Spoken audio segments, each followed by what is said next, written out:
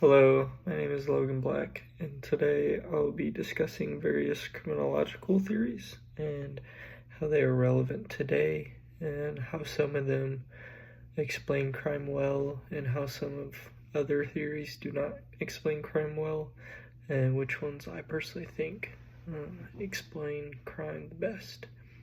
I would like to preface everything I say by acknowledging the fact that everyone is different biologically and situationally. Everyone's lives are different, and I think that theories are a way that can be helpful to understand people's behaviors, but they are not perfect.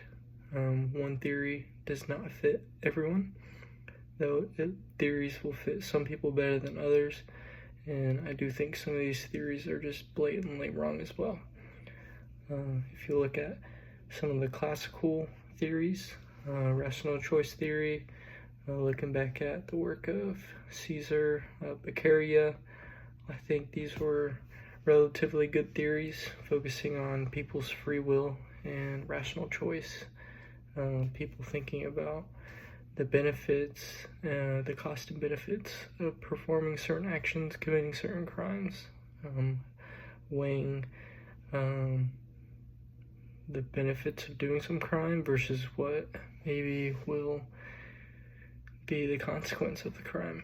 My father is a police officer, and there's been times where he tells me there's some people who like to focus on property crimes, and they'll get arrested for maybe 3 to 5 years, and that's worth it to them, and they'll get out of prison and they'll go right back to doing the crime because the benefits to them outweigh the cost. They're willing to be in prison for a few years if it means making a ton of money in the end and living most of their life out of prison. They're willing to sacrifice a few years of discomfort for long-term comfort. Some other theories, primarily Lombroso's theories, like positivism, these focus on biological factors and sometimes psychological factors. Most of the biological positivism type theories I disagree with. I think it is pretty ridiculous to look at someone and say they have a certain type of jawbone or a certain type of hair, and therefore they are genetically predisposed to committing crime. I think that's obviously false. And I don't think anyone really believes that because it's just not true.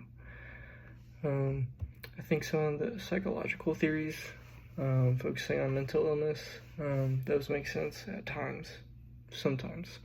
Some people do have mental illnesses, and it does explain their behavior at times, but I don't think that's why most criminals commit most of their crimes. I personally think that sociological theories and social process theories explains crime the best, and why people commit crime, and why people justify their crimes, and why they think it's okay, to disrespect authority, disobey authority, and just disrespect people and put themselves above other people. Like differential association theory focuses on the influences in someone's life.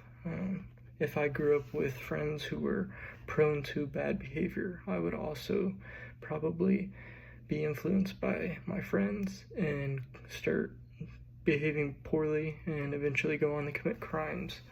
I think these types of theories are best explain crime, and just looking at the areas people grow up in, because especially children, they're still developing, their brains are developing, the way they interpret situations, the way they justify certain things, the way they